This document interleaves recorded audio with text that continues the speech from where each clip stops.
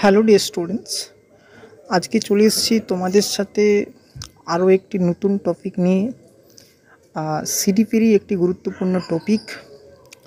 তো আজকে যে টপিকটা আলোচনা করতে যাচ্ছি সেটা মনে রাখবে, তোমাদের যে 30 নাম্বারের যে সিডিপি পোর্শন থেকে যতগুলো টপিক আছে তার মধ্যে যদি 5 স্টার ইম্পর্ট্যান্ট টপিক বলি তার নাম কিন্তু এই আজকে যে থিওরি অর্থাৎ জিন পিয়াজে। অ্যাকচুয়ালি অনেকে উচ্চারণ করে জিন পিয়াজে, উচ্চারণ জিন নয়, এই উচ্চারণটা কিন্তু যা পেঁয়াজে হবে।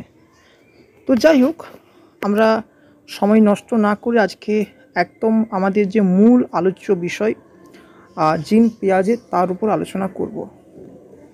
তো প্রথমেই আমাদেরকে এটা বলতেই হবে যে আমাদের সিলেবাসে যে 3জন ব্যক্তির উপর থিওরি আছে তাদের মধ্যে পিয়াজে, ভাইগোস্কি এবং কোহলবার্গ।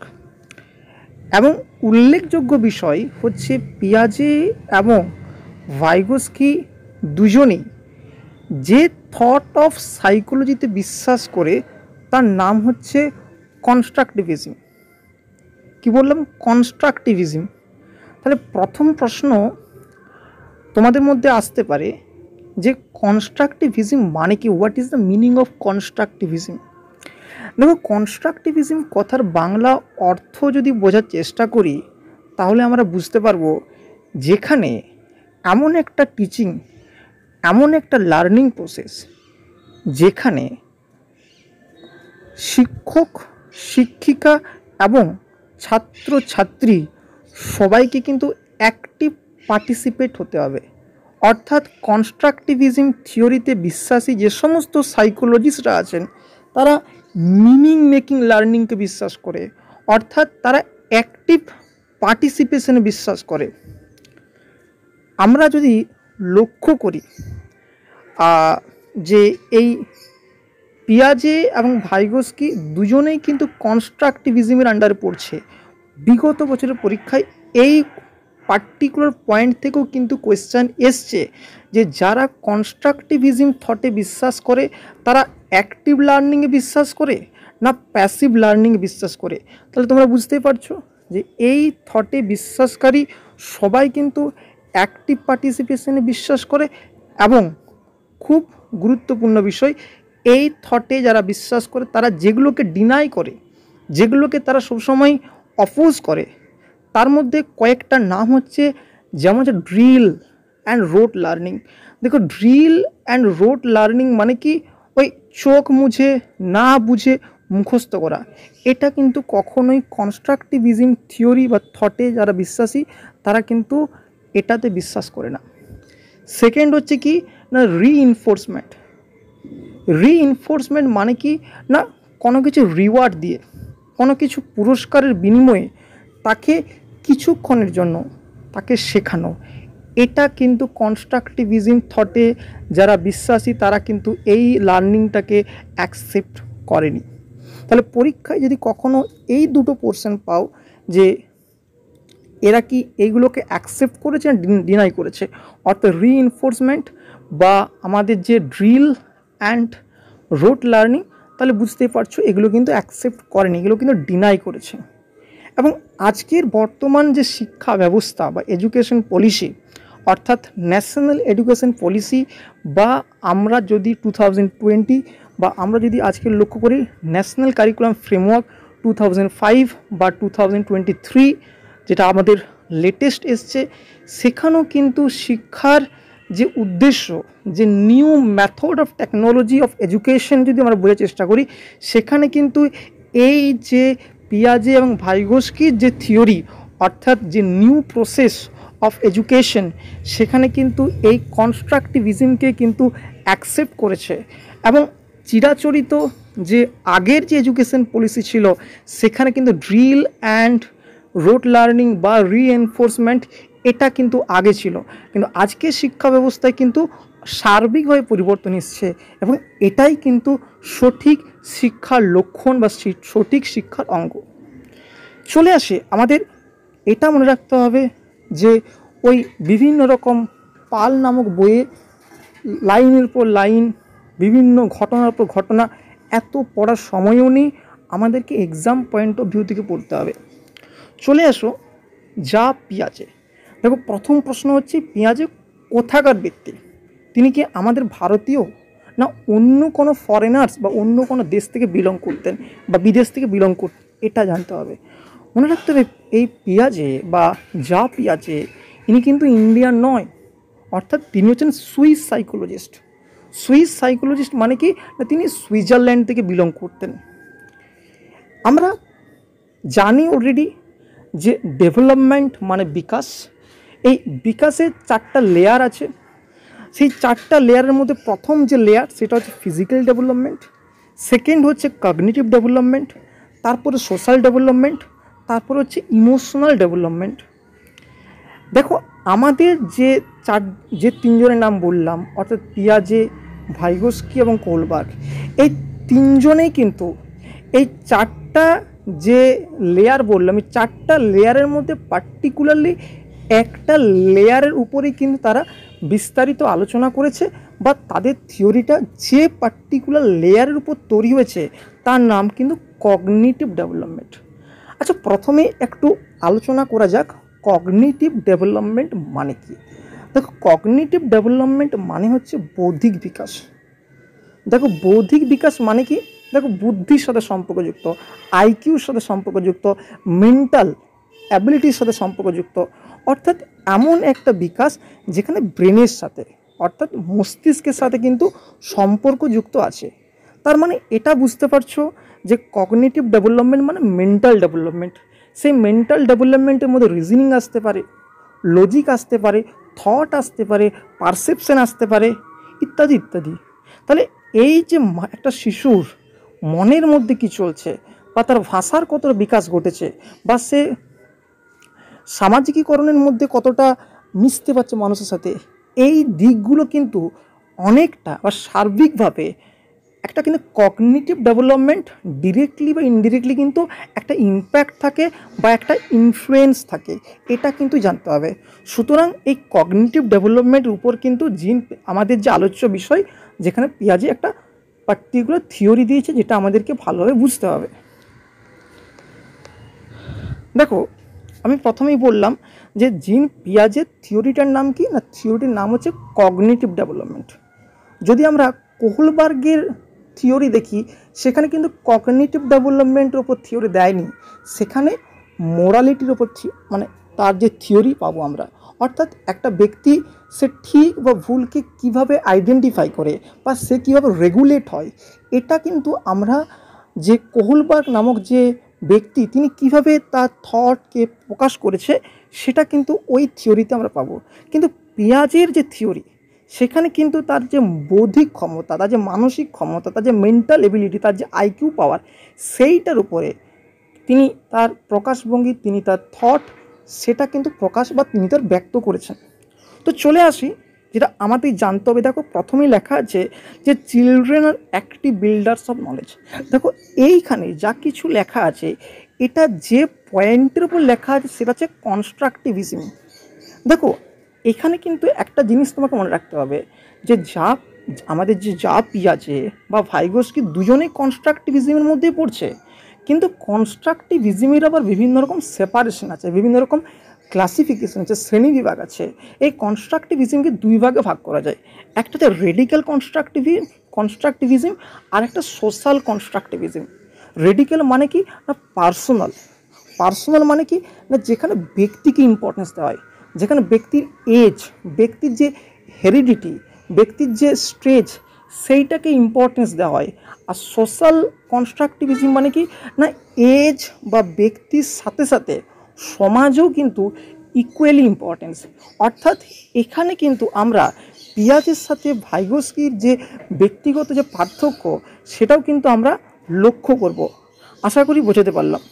তো চলে আসি আমাদের যে আলোচ্য বিষয় আজকের, যে জিন পিয়াজেস কগনিটিভ ডেভেলপমেন্ট, অর্থাৎ children are active builders of knowledge. যখন জিন পিয়াজে মনে করেছে শিশুরা হচ্ছে অ্যাক্টিভ বিল্ডার্স, অর্থাৎ তারা কিন্তু নলেজ তারা কনস্ট্রাক্ট করতে পারে, নলেজ শিখতে পারে এবং অ্যাক্টিভলি শিখতে পারে। অর্থাৎ তারা কিন্তু কারোর উপর ডিপেন্ডেন্ট নয়। এই লাইন থেকেও বহুবার কোয়েশ্চেন, দেখো আমি যে লাইনগুলো এখানে লেখা আছে স্লাইডের মধ্যে, এই লাইনগুলোই কিন্তু তোমাদের অপশানে থাকবে। তাই বাংলাতে নির্ভরশীল হও না, ইংলিশটাকেই তোমাদেরকে অ্যাকসেপ্ট করতে হবে, কারণ এই টাইপের কোয়েশ্চেনই তোমরা পাবে। দেখো নেক্সট হচ্ছে রেডিক্যাল কনস্ট্রাকটিভিস্ট, অর্থাৎ আমাদের জিন পিয়াজে হচ্ছে রেডিক্যাল কনস্ট্রাকটিভিস্ট। রেডিক্যাল মানে কি বললাম না, পার্সোনাল। এরপর দেখো লিটিল সায়েন্টিস্ট। দেখো তোমাদের মনে হতেই পারে লিটিল সায়েন্টিস্ট হঠাৎ করে কেন দিলাম। দেখো এই যে বললাম যে শিশুদেরকে বলা হচ্ছে তারা হচ্ছে অ্যাক্টিভ বিল্ডার্স। অ্যাকচুয়ালি আমাদের পেঁয়াজে তিনি বলছেন শিশুরা অর্থাৎ লিটিল চিলড্রেন বা আর্লি চাইল্ডহুড স্টেজের ছেলেমেয়েরা তারা হচ্ছে লিটিল সায়েন্টিস্ট। কেন দেখবে আমরা লক্ষ্য যদি একটু ভালোভাবে করি, 2 থেকে 6 বছরের শিশুকে বা ওই এজের কোনো শিশুকে যদি তাকে কোনো একটা বন্দুক বা কোনো একটা গাড়ি দেওয়া হয়, দেখবে 2 থেকে 3 দিনের মধ্যেই সেই গাড়িকে ভেঙে এই যে ভেতরে কি আছে, এই যে অজানাকে জানার প্রতি যে ইচ্ছা বা তারা নিজেরাই কিন্তু অ্যাক্টিভলি তারা কিন্তু জানার চেষ্টা করবে বা পার্টিসিপেট করার চেষ্টা করবে। এই জন্য তারা কিন্তু শিশুকে পেঁয়াজের মত অনুসারে শিশুরা হচ্ছে লিটিল সায়েন্টিস্ট, অর্থাৎ তারা নিজেরাই নিজেদের নলেজ বা জ্ঞান কিন্তু আহরণ করার যে ক্রেডিবিলিটি বা যে ক্ষমতা তাদের আছে। এরপরে দেখো শিশুদের মধ্যে 3টে স্পেশাল কোয়ালিটি, এগুলো কিন্তু ইনহারেন্ট প্রসেস, এগুলো পরিবেশ বা সোসাইটির অতটা ইম্প্যাক্ট নেই অ্যাকর্ডিং টু পিয়াজে। সেই 3টে কোয়ালিটি কি, একটা হচ্ছে কিউরিওসিটি। দেখবে পিয়াজের মত অনুসারে শিশুদের মধ্যে কিন্তু বিশেষ করে কিউরিওসিটি লক্ষ্য করা যায়। দেখে বিভিন্ন রকমের কিউরিওসিটি, এটা কিভাবে হচ্ছে, ওটা কিভাবে হচ্ছে, কেন হলো, এই যে একটা কিউরিওসিটি, এই যে অজানার প্রতি জানার যে একটা ইচ্ছা বা বিভিন্ন রকমের যে কোয়েশ্চেন বা বিভিন্ন রকমের যে এক্সপেরিমেন্ট, এবং এখানে ছেলেমেয়েরা দেখবে অ্যাক্টিভিটি বেসড লার্নিং মানে ডুইং বেসড, অর্থাৎ হাতের মাধ্যমে কোনো কিছু করার যে ইচ্ছে, এটা কিন্তু আমাদের এই পেঁয়াজে বলেছেন যে একটা শিশুর তার 3টে কোয়ালিটি থাকে বা লক্ষ্য করা যায়। একটা হচ্ছে কিউরিওসিটি, একটা হচ্ছে এক্সপেরিমেন্ট, একটা হচ্ছে অ্যাক্টিভিটি। এইমাত্র বললাম যে কগনিটিভ ডেভেলপমেন্টকে অনেকে মেন্টাল ডেভেলপমেন্ট বলেছে, অনেকে ইন্টেলেকচুয়াল ডেভেলপমেন্ট বলেছে। দেখো যেগুলো আমি বললাম এগুলোই আছে, এর বাইরে কিচ্ছু নেই। আশা করি তোমরা বুঝতে পেরেছো যে জিন পিয়াজে belongs to constructivism school of thought. যে জিন পিয়াজে যে থটে বিশ্বাস করেন তার নাম হচ্ছে constructivism. Children should be active, শিশুদেরকে অ্যাক্টিভ থাকতে হবে, না হলে সে তার প্রপার নলেজ গেইন করতে পারবে না। The child should be given meaning making life, অর্থাৎ শিক্ষার যে উদ্দেশ্য সেটা কিন্তু মিনিং মেকিং লাইফ হবে, সেখানে ওই মুখস্থ বিদ্যা কিছুক্ষণের জন্য এটা শিক্ষার উদ্দেশ্য নয়। The child should not be kept inactive, শিশুকে কিন্তু ইনঅ্যাক্টিভ রাখা যাবে না, শিশু সবসময় অ্যাক্টিভ থাকবে। এবার চলে আসি যে রেডিক্যাল কনস্ট্রাকটিভিস্ট। দেখো কি try to build a child's independent knowledge. শিশুরা কিন্তু কারোর উপর নির্ভরশীল নয়, তারা যে ইন্ডিপেন্ডেন্ট, তারা স্বাধীনভাবে তারা কিন্তু নলেজকে কনস্ট্রাক্ট করতে পারে। দেখো এগুলোই আছে, এর বাইরে কিছু নেই। দেখো এরপর যেটা খুব গুরুত্বপূর্ণ সেটা হচ্ছে জিন পিয়াজে গেভ ইম্পর্টেন্স টু হেরিডিটি। দেখবে আমরা পৃথিবীতে যারা জন্মগ্রহণ করেছি বা একটা শিশুর জন্ম থেকে মৃত্যু পর্যন্ত যা কিছু গ্রোথ বা যা কিছু ডেভেলপমেন্ট হচ্ছে, যে দুটো পার্টিকুলার ফ্যাক্টরকে নির্ভর করে মানে তার যে ডেভেলপমেন্টগুলো হচ্ছে, সে ভালো দিক হোক বা নেগেটিভ হোক বা পজিটিভ বা নেগেটিভ সাইড, যে দুটো জিনিসের উপর ইম্প্যাক্ট পড়ে তার একটার নাম হচ্ছে হেরিডিটি আর একটার নাম হচ্ছে কি এনভায়রনমেন্ট।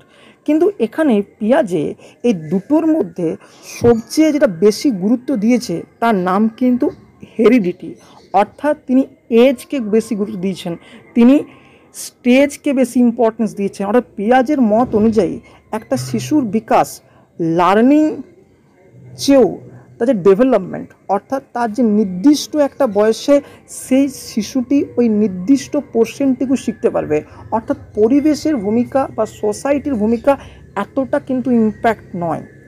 এই পার্টিকুলার থটের ওপরও কিন্তু বিভিন্ন ক্রিটিক বিভিন্ন রকম সমালোচনা করেছে। সেই সমালোচনাগুলো আমরা পরবর্তী ক্লাসে আমরা পাবো, যখন আমরা এই থিওরিটাকে কমপ্লিট করব। কিন্তু এটাও কিন্তু অ্যাকচুয়ালি পিয়াজের ভুল ব্যাখ্যা আমরা বলতে পারি, যে শিখনের জন্য শুধুমাত্র হেরিডিটি নয়, অর্থাৎ মিক্সচার, অর্থাৎ দুটোর ইন্টার কানেকশন চাই। The inter connection between heredity and environment or society, যেটা আমাদের পিয়াজে কিন্তু ডিনাই করেছেন বা ওটাই কিন্তু অ্যাভয়েড করেছে, এটা কিন্তু ঠিক নয়। এখানে অনেকবার কোশ্চেন আমরা লক্ষ্য করি, দেখো রেগুলারলি বা প্রাইমারিলি ডেভেলপমেন্ট কিন্তু কন্টিনিউয়াস প্রসেস, অর্থাৎ আমাদের ওম টু টোম্ব, অর্থাৎ আমাদের বিকাশ শুরু হচ্ছে মাতৃগর্ভ থেকে এবং মৃত্যুর দিন পর্যন্ত। কিন্তু অনেক সাইকোলজিস্ট, অনেক শিক্ষা মনোবিদ আছেন যারা মনে করে যে আমাদের ডেভেলপমেন্ট কি না, এটা ডিসকন্টিনিউয়াস প্রসেস। কেন ডিসকন্টিনিউয়াস প্রসেস, বা কোন সাইকোলজিস্টদের থিওরি অনুযায়ী ডিসকন্টিনিউয়াস প্রসেস, না একটা শিশুর শিখন কিছু নির্দিষ্ট স্টেজে ভাগ করা যায়, অর্থাৎ একটা শিশু এই নির্দিষ্ট স্টেজে এইটুকু শিখতে পারবে, এর বাইরে কিছু শিখতে পারবে না। এই যে একটা স্টেজকে কী করছে, ক্লাসিফাই করছে, একটা স্টেজকে ডিস্টিংশন করছে। অর্থাৎ যে সমস্ত সাইকোলজিস্ট বা শিক্ষা মনোবিদদের মতানুসারে একটা ব্যক্তি বা একটা শিশুর শিখন একটা নির্দিষ্ট স্টেজকে আইডেন্টিফাই করা হচ্ছে, সেই সমস্ত সাইকোলজিস্টদের মত অনুসারে শিখন কিন্তু ডিসকন্টিনিউয়াস প্রসেস। দেখো জিন পিয়াজে কিন্তু শিখন সম্পর্কে 4টা স্টেজ ভাগ করে দিয়েছে। তো সেই 4টা স্টেজ কি না, একটার নাম হচ্ছে সেন্সরি মোটর, একটার নাম হচ্ছে প্রি অপারেশনাল স্টেজ, একটার নাম হচ্ছে কনক্রিট, আর একটার নাম হচ্ছে তোমাদের অপারেশনাল স্টেজ। তো এগুলো পাবো। শুধুমাত্র আমাদের পেঁয়াজেই যে একমাত্র ডেভেলপমেন্টকে যে ডিসকন্টিনিউয়াস প্রসেস বলেছে তা কিন্তু নয়। এছাড়াও আমরা এরিকসনকে পাবো, আমরা পাবো কোহলবার্গকে পাবো। এরাও কিন্তু আমাদের যে পার্টিকুলারলি যে ডেভেলপমেন্ট, এরা কিন্তু আমাদের ডিসকন্টিনিউয়াস প্রসেস বলেছে। যাই হোক, আমরা আশা করি বুঝতে পেরেছি কি বলতে চাইছে। দেখো যেগুলো বললাম সেটাই বলা আছে যে কনস্ট্রাকটিভিজম মানেই অ্যাক্টিভ লার্নিং হবে, যেখানে শিশুরা সবসময় কী থাকবে, অ্যাক্টিভ থাকবে এবং শিক্ষার উদ্দেশ্য মিনিং মেকিং হবে। এবং খুব গুরুত্বপূর্ণ ইম্পর্ট্যান্ট যে রেডিক্যাল থট বা রেডিক্যাল কনস্ট্রাকটিভিস্ট থিওরিতে যারা বিশ্বাসী, তারা মনে করে একজন শিক্ষককেও কিন্তু অ্যাক্টিভ থাকতে হবে এবং একটা বিদ্যালয়ে বা একটা শিক্ষা প্রাঙ্গণের মধ্যে শিক্ষক যখন ছাত্রছাত্রীকে শেখাবে তার দায়িত্ব, the role of a teacher will be a facilitator, অর্থাৎ তার রোল থাকবে গাইডের রোল থাকবে।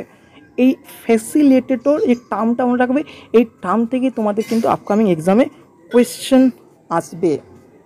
দেখো চলে আসি যে সমস্ত থটগুলো এইমাত্র আমি বললাম যে আমাদের পেঁয়াজে কিন্তু কতগুলো থট আছে, যে থটগুলোকে তারা কিন্তু ইগনোর করেছেন বা ডিনাই করেছে। সেগুলো কি কি? একটা রোড লার্নিং মানে মুখস্থবিদ্যা, একটা রিওয়ার্ড, অর্থাৎ আমরা দেখবে ছেলে মেয়েদেরকে ছোটোবেলায়, অনেক ছোটোবেলায় আমরা বলি 5 টাকা দিচ্ছি, বাজার থেকে যা বইটা বা দোকান থেকে তামুক নিয়ে আয়, তেল নিয়ে আয় বা সাবান নিয়ে আয়। দেখো এই যে কোনো একটা জিনিসে দেওয়ার বিনিময়ে ও কিন্তু এই কাজটা করছে। বা আমরা অনেক সময় লক্ষ্য করি ছেলেমেয়েরা যে তোকে আমি 10 টাকা দেবো, তুই তাহলে 2 ঘন্টা পড়। এটা কিন্তু পেঁয়াজে কিন্তু এটাকে ডিনাই করছে। এই শিখনটা কি কোনো একটা জিনিসের প্রতি অ্যাচিভমেন্ট লার্নিং হয়ে যাচ্ছে, সেই লার্নিংটা কিন্তু মিনিং মেকিং হচ্ছে না। এবার চলে আসে পানিশমেন্ট, অর্থাৎ ভয় দেখিয়ে কোনো জিনিস শেখানো বা কন্ডিশনিং। আমরা পাবো এটা যখন আমরা পড়ব প্যাভলভ বা স্কিনার বা থর্নডাইকের শিখন, সেখানে কন্ডিশনিং থিওরিটা পাবো। এছাড়াও আছে কম্পেয়ার বা কম্পিটিশন। দেখো শিক্ষার আমাদের বর্তমান শিক্ষা অর্থাৎ ন্যাশনাল এডুকেশন পলিসি 2020 বা ন্যাশনাল কারিকুলাম ফ্রেমওয়ার্ক 2005, সেখানে কিন্তু এই কম্পেয়ার বা কম্পিটিশন বা কন্ডিশনিং বা পানিশমেন্ট বা রিওয়ার্ড বা রুট লার্নিং, এই 5-6টা যে পয়েন্ট, এগুলো কিন্তু ডিনাই করেছে। এগুলো কিন্তু বর্তমান আধুনিক শিক্ষার বৈশিষ্ট্য হতে পারে না। দেখো এতক্ষণ পর্যন্ত যা কিছু বললাম সেটা পেঁয়াজে এবং পেঁয়াজের থিওরি সম্পর্কে একটা জাস্ট ইন্ট্রোডাকশন। এরপরে আমরা আজকে একটু স্টার্ট করব, সেটা হচ্ছে কি না পেঁয়াজে এই যে মাত্র বললাম যে পেঁয়াজের ডেভেলপমেন্টকে কন্ডিশনাল কন্টিনিউয়াস প্রসেস বলেনি, এটাকে ডিসকন্টিনিউয়াস প্রসেস বলেছে। কারণটা কি না, কারণটা হচ্ছে পিয়াজের একটা শিশুর যে জন্ম থেকে মৃত্যু পর্যন্ত শিক্ষার যে লেয়ার বা শিক্ষার যে স্টেজ, এই স্টেজটাকে 4টা শ্রেণীতে ভাগ করেছে। যেমন দেখবে আমরা ওভারঅল একটা ডেভেলপমেন্টের যে 4টা স্টেজ আমরা পেয়েছিলাম, একটা হচ্ছে ইনফেন্সি, একটা হচ্ছে আর্লি চাইল্ডহুড, একটা হচ্ছে লেটার চাইল্ডহুড, আর একটা হচ্ছে এডোলেসেন্স বা লেটার অ্যাডাল্টহুড বা ওল্ড এজ। একই রকমভাবে এখানেও কিন্তু পিয়াজে আমাদের 4টা স্টেজের কথা বলেছে। সেই 4টা স্টেজের নাম কি? একটা হচ্ছে সেন্সরি মোটর, একটা হচ্ছে প্রি অপারেশনাল স্টেজ, একটা হচ্ছে কনক্রিট স্টেজ, একটা হচ্ছে ফর্মাল স্টেজ। এই পুরো বিষয়টা আমরা, এটা সম্ভব নয় আজকের ক্লাসে এত কিছু আলোচনা করা, তো এর পরবর্তী ক্লাসে আমরা 4টা স্টেজ সম্পর্কে সেপারেটলি আলোচনা করব এবং পরীক্ষায় এই 4টা স্টেজের যে ফিচার্স আমরা কি করে বুঝবো, একটা শিশুর যে অ্যাক্টিভিটি, শিশুর যে কাজকর্ম, শিশুর যে থট প্রসেস কোন স্টেজে আছে, এটা থেকে পরীক্ষায় সবচেয়ে বেশি কোয়েশ্চেন আসে। যদি মনে করো এই ভিডিওটা বা এই ক্লাসটা তোমাদের ইনফরমেটিভ মনে হয়েছে, তাহলে তোমরা সাবস্ক্রাইব করো এবং তোমার চেনা পরিচিত মধ্যে শেয়ার করো।